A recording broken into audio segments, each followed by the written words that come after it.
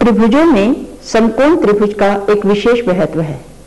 इसका एक कारण है इसकी भुजाओं में एक सरल संबंध जिससे हम सब भली भांति परिचित हैं। यह संबंध है समकोण त्रिभुज में कर्ण का वर्ग अन्य दोनों भुजाओं के वर्गों के योग के बराबर होता है।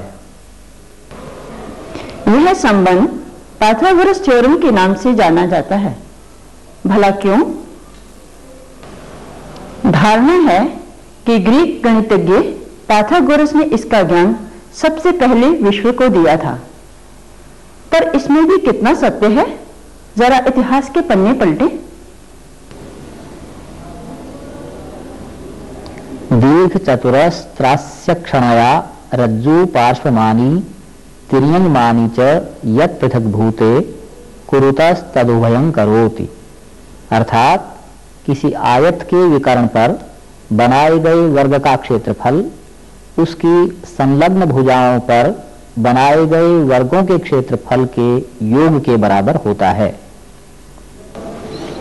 श्लोक का भावार्थ समझने के लिए कोई आयत लेकर एक विकर्ण खींचते हैं और फिर विकर्ण तथा आयत की संलग्न भुजाओं पर भी वर्ग खींचते हैं। स्पष्ट है कि पाइथागोरस थ्योरम इस गुण का ही अन्य रूप है। समचतुरस्त्रास्य क्षणया रज्जु द्विस्तावती भूमि करोति। अर्थात किसी वर्ग के विकर्ण पर बनाए गए वर्ग का क्षेत्रफल मूल वर्ग के क्षेत्रफल का दुगना होता है।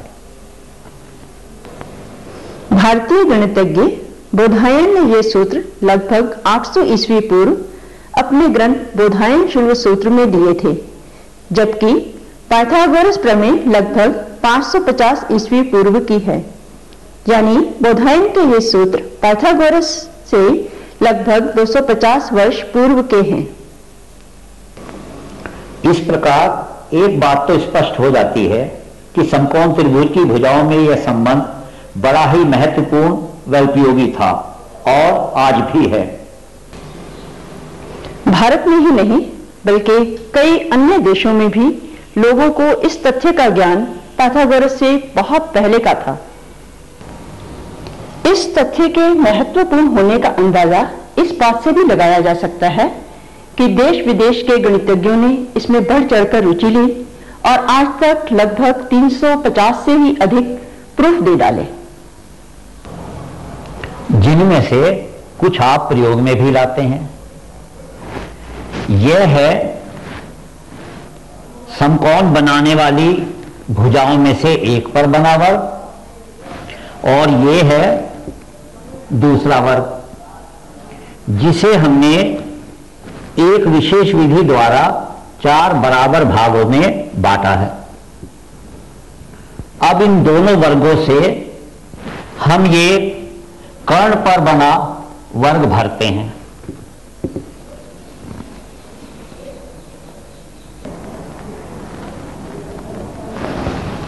यानी ये पांचों टुकड़े कर्ण पर बने वर्ग को पूरा पूरा भर देते हैं और पाइथागोरस थ्योरम सत्यापित हो जाती है।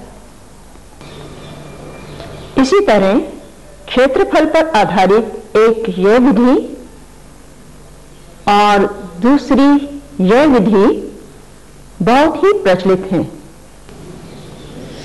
एक यह प्रूफ जो सिमिलर ट्रायंगल्स पर आधारित है, इसे आप प्राय कक्षा में कराते भी हैं। पाइथागोरस प्रमेय के जितने भी प्रूफ्स या जांच पड़ताल के तरीके हैं, वे या तो आकृतियों के क्षेत्रफल या फिर त्रिभुजों की समरूपता पर आधारित हैं। इन प्रूफ्स पर दृष्टिपात करने पर एक विचार, एक प्रश्न कभी कभी मस्तिष्क में उभरता है कि समकोण त्रिभुज की भुजाओं पर वर्गों के क्षेत्रफल की ही क्यों बात की जाती है? क्या वर्ग के स्थान पर कोई अन्य आकृति नहीं ली जा सकती? वर्ग एक 4 भुजाओं वाला नियमित बहुभुज है।